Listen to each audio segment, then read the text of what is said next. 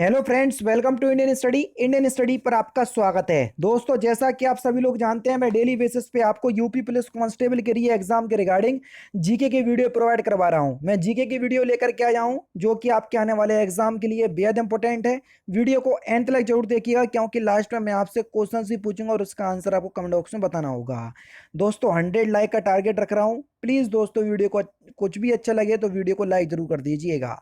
पहला क्वेश्चन के उत्तर प्रदेश का सबसे बड़ा वन जीव विहार कौन सा है, ये आपसे पूछा गया है। दोस्तों, उत्तर प्रदेश के सबसे बड़े वन जीव विहार की बात हो रही है।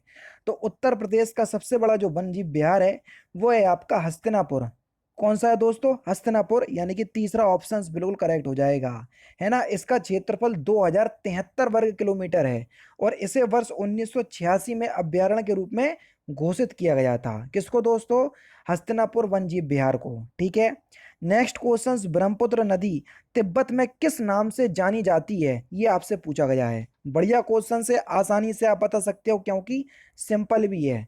क्योंकि आप सभी लोग जानते हैं कि ब्रह्मपुत्र नदी का तिब्बत में जो नाम है वो है आपका सांगपो। कौन सी है दोस्तों? सांगपो। चौथा ऑप्शन बिल्कुल करेक्ट हो जाएगा। निम्नलिखित में से किस स्थान पर भारतीय सब्जी अनुसंधान संस्थान स्थित है? बढ़िया क्वेश्चन, जल्दी से बताइए।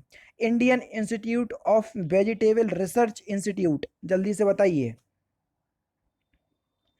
तो किस स्थान पर है? तो सही आंसर हो जाएगा आपका वाराणसी। चौथा ऑप्शन बिल्कुल करेक्ट हो जाएगा। राजघाट बांध परियोजना स्थित है किस नदी पर? बढ़िया क्वेश्चन, जल्दी से बताओ। राजघाट बांध परियोजना। राजघाट बांध परियोजना उत्तर प्रदेश के ललितपुर जनपद में है। और ललितपुर झांसी, यहाँ से कौन सी नदी होकर करके निकलती है? बेतवा नदी। तो किस नदी पर होगी दोस्तों? बेतवा नदी पर होगी। है ना। अब आप सभी लोग जानते हैं कि बेतवा जो है वो ऑप्शंस में नहीं दिया, तो इनमें से कोई नहीं आपका सही आंसर हो जाएगा। चौथा ऑप्शन करेक्ट। धर्मराज रथ स्मारक कहाँ स्थित है, ये आपसे पूछा गया है। जल्दी से बताइए। धर्मराज रथ स्मारक। बढ़िया क्वेश्चन से आसानी से बता सकते हैं। तो सही आंसर आपका क्या हो जाएगा? धर्मराज रथ राज स्मारक जो है ये महाबलीपुरम में स्थित है। कहाँ पर दोस्तों? महाबलीपुरम में। तीसरा ऑप्शन यहाँ पर आपका बिल्कुल करेक्ट हो जाएगा।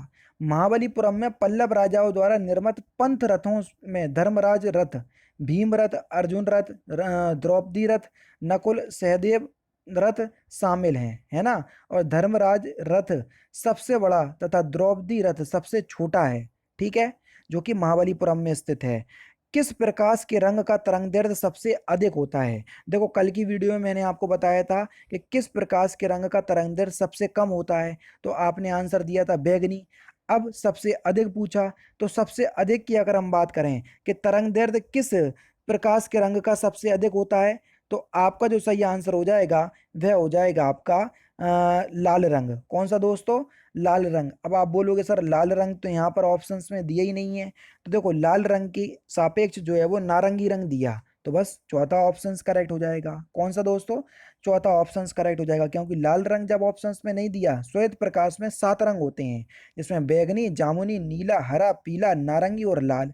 अब देखो, लाल का सबसे ज्यादा होता है और उससे थोड़ा कम नारंगी का होगा, फिर उससे थोड़ा कम पीला का होगा। है ना। जब लाल ऑप्शंस में नहीं दिया तो नारंगी हम ऑप्शंस में लगा देंगे।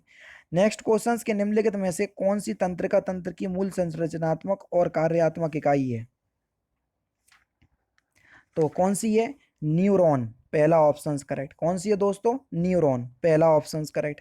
अक्टूबर 2023 में उत्तर प्रदेश के किस शहर में वायुसेना दिवस परेड और वायु प्रदर्शन यानी कि फ्लाइट पास्ट का आयोजन किया गया? तो किस शहर में किया गया था ये? प्रयागराज में किया गया था। दूसरा ऑप्शन करेक्ट। भारत सरकार द्वारा राजकीय चिन्ह कब से अंगीकृत किया गया था? बढ़िया क्वेश्चंस, जल्दी से बताओ। तो कब से अंगीकृत किया गया था ये? 26 जनवरी 1950 से। पहला और चौथा ऑप्शन करेक्ट। रूमी दरवाजा उत्तर प्रदेश के किस शहर में स्थित है? बढ़िया क्वेश्चन, सिंपल क्वेश्चन है, वन लाइनर क्वेश्चन है, ये स्टैटिक जीके के हैं। रूमी दरवाजा किस शहर में स्थित है? लखनऊ में। पहला ऑप्शन करेक्ट। निम्नलिखित में से कौन से विटामिन जल में घुलनशील नहीं है? जल में घुलनशील विटामिन नहीं है कौन सी? क्योंकि आप सभी लोग जानते हैं कि जल में घुलनशील विटामिन कौन कौन सी नहीं है। तो आपका जो सही आंसर हो जाएगा वह हो जाएगा आपका ऑप्शन नंबर ए। अब आप बोलोगे जे कौन सा विटामिन है? रेटिनॉल। रेटिनॉल जो है वो विटामिन ए का रासायनिक नाम है। यह विटामिन वसा में घुलनशील होता है, जल में घुलनशील नहीं होता है। इसकी कमी के कारण रतौंधी नामक रोग होता है ना।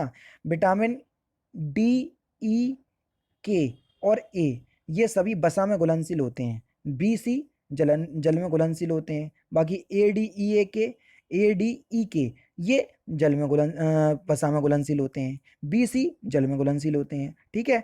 निम्नलिखित में से कौन सा स्त्रीलिंग हार्मोन्स है? स्त्रीलिंग हार्मोन्स आपसे पूछा है। तो एस्ट्रोजन हार्मोन्स महिलाओं में उत्पन्न होता है। पहला ऑप्शन यहाँ पर आपका बिल्कुल करेक्ट। प्रसिद्ध नैमिषारण्य तीर्थ स्थल जनपदों में से किस एक जनपद में उपस्थित है? तो कहां पर स्थित है? तो आपका जो सही आंसर हो जाएगा वह हो जाएगा आपका सीतापुर। तीसरा ऑप्शन करेक्ट। कृषि श्रम उत्पादकता सर्वाधिक है किस क्षेत्र में? तो यह पश्चिमी उत्तर प्रदेश में है। दूसरा ऑप्शन करेक्ट। किस वंश के सुल्तानों ने सबसे अधिक समय तक देश में शासन किया? बढ़िया क्वेश्चन।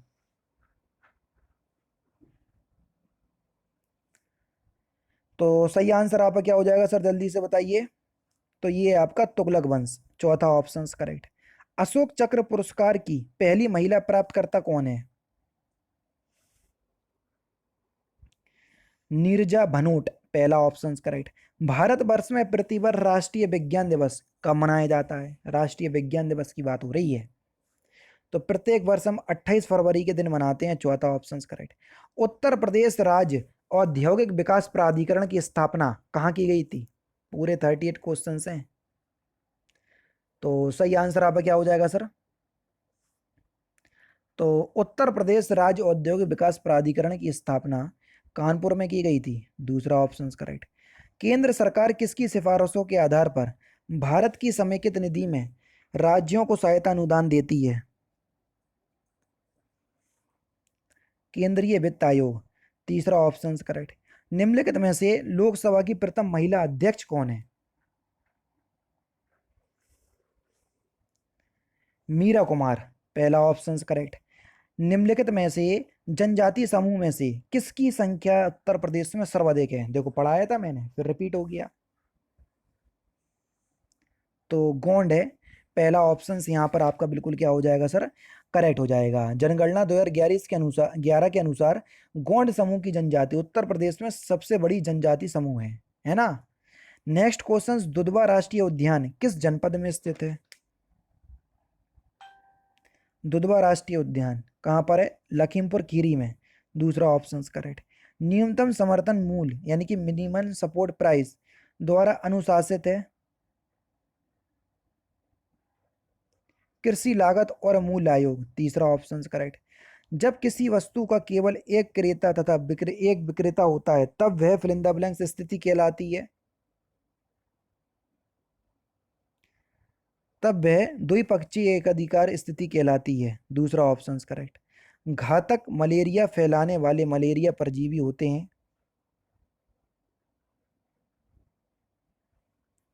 Plasmodium falciparum. दूसरा ऑप्शन बिल्कुल करेक्ट हो जाएगा। निम्नलिखित में से कौन सा राज्य नर्मदा नदी की